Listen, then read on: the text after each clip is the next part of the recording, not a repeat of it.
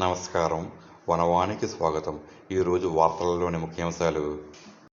తమ కళ్ళెదుటే తమ భూమి కబ్జాకు గురవుతుంటే అడ్డుకోలేక, న్యాయం కోసం అధికారుల చుట్టూ తిరిగినా ఫలితం లేక ఓ కుటుంబం తీవ్ర ఆవేదన వ్యక్తం చేస్తోంది.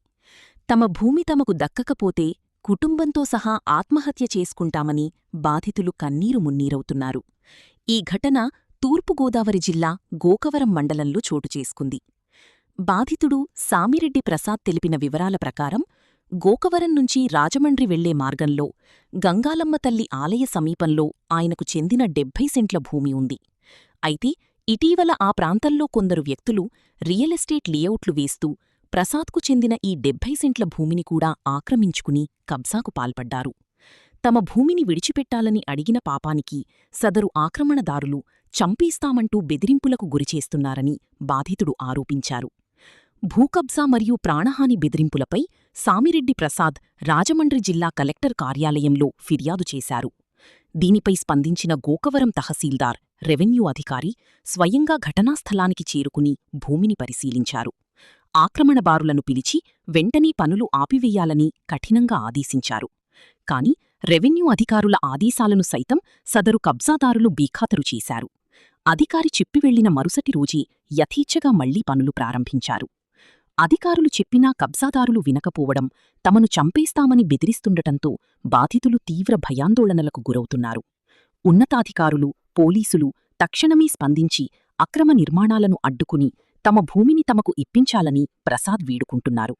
తమకు న్యాయం జరగకపోతే కుటుంబంతో సహా ఆత్మహత్య చేసుకోవడం తప్ప తమకు వేరే మార్గం లేదని బాధితులు వాపోతున్నారు. అధికారులు వెంటనే జోక్యం చేసుకుని వీరికి న్యాయం చెయ్యాలని స్థానికులు కోరుతున్నారు.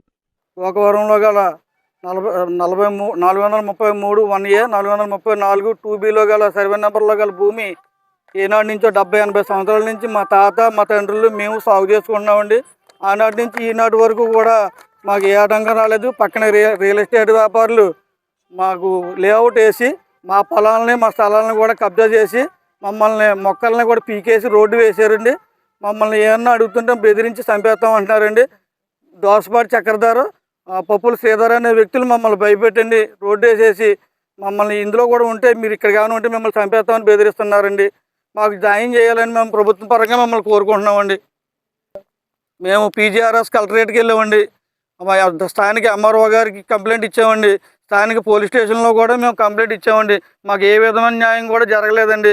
మాకు కానీ న్యాయం జరగకపోతే సామూహికంగా మా కుటుంబం అంతా మీ ఎంఆర్ఓ ఆఫీస్ ముందే ఆత్మహత్య ప్రయత్నం ఆత్మహత్య చేసుకుంటామని మీకు మనవి చేసుకుంటున్నానండి. ఇంట్లో ఉంటున్నామండి అయ్యా. దీని మీద ఆధారపడి బాగా పిల్లలు పెంచుకుంటున్నాను బాబు. ఏమీ లేదు, ఆధారం ఏమీ లేదండి అయ్యా. 70 సంవత్సరాలు బట్టి నేను ఇంట్లోనే ముసుగుతున్నామండి బాబు. బాబు మాకు ఇప్పించండి బాబు.